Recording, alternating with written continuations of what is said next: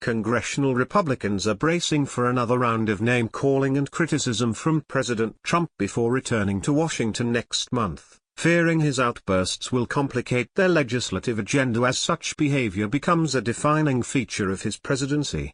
Trump took aim at 3 GOP senators in a torrent of bitter tweets this week. Those tweets left much of Capitol Hill wondering if the Republican president is so preoccupied with protecting his current image that he has forgotten his broader legacy will be defined by what he accomplishes at the end of 4 or 8 years. Some Republicans feel Trump is only concerned with building his brand and not the brand of the Republican Party. Republican strategist Noel Nikpo told the Washington Examiner on Thursday, hours after Trump slammed Senate Majority Leader Mitch McConnell, RKY, for failing to shepherd an Obamacare replacement bill through the upper chamber last month.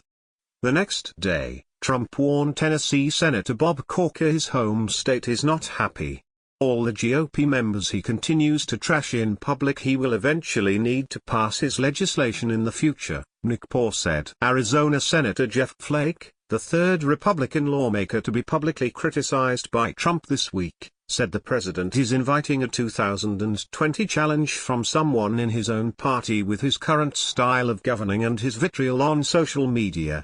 The direction he's headed in, right now, just kind of drilling down on the base rather than trying to expand the base. I think he's inviting one, Flake told a Georgia radio station Wednesday. White House officials privately admitted Trump's assault on members of his own party has made it more difficult for them to work with congressional offices and coordinate on legislation. One official told the Examiner they spent more time answering questions about the president's messaging strategy than his strategy for tax reform during a recent meeting with a Senate GOP aide. Publicly, the White House has blamed Congress for inaction on items like tax reform. White House officials say the president's keyboard is a tool he can use to pressure lawmakers to buckle down so Republicans can finally claim a major legislative win. It's clear that the endgame is for Congress to do its job and actually pass legislation, White House Press Secretary Sarah Sanders said Friday.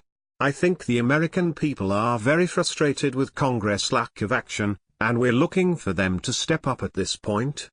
Republican lawmakers will face a long to-do list when they return in September, as they must decide to raise or suspend the debt ceiling at the risk of facing steep economic and political consequences. Separately, lawmakers must pass an omnibus spending package containing all 12 appropriations bills or approve a continuing resolution that sustains government operations until a later date. Our goal is to get the debt ceiling and some sort of funding bill done before those deadlines and then move on to committee work on tax reform, said a senior GOP aide. But the aide cautioned that much of what Congress is able to accomplish will depend on how active and disciplined Trump is when it comes to the GOP's tax reform push, and whether he can avoid further damaging his relationship with McConnell and other Senate Republicans. We might have a bunch of other tweets before Congress returns, and I'm sure it's something a lot of senators are going to be asked about when they do get back, the aide said, adding the president's affinity for the popular social media platform has made Republicans' lives a little more difficult and forced us to talk about things that we don't necessarily want to talk about. The aide continued, I heard someone say recently that you kind of just have to move forward and not expect much help from the White House, and I guess that's mostly true. If they can go out and really sell tax reform, that's great. But I'm not really holding my breath on that. Beyond his criticism of GOP senators, Trump's recent threat to shutter government agencies over funding for his promised border wall has further complicated matters for members of his party on Capitol Hill. Vetoing legislation that excludes money for the border wall would prove Trump remains committed to his most contentious campaign promise. It would also exacerbate the growing rift between himself and congressional Republicans. I don't think a government shutdown is necessary, and I don't think most people want to see a government shutdown, ourselves included, House Speaker Paul Ryan said last week during an appearance in Oregon. Any move that further isolates the president from his own party will not just make September a difficult month. Some believe it will make Republicans less competitive in the 2018 midterms.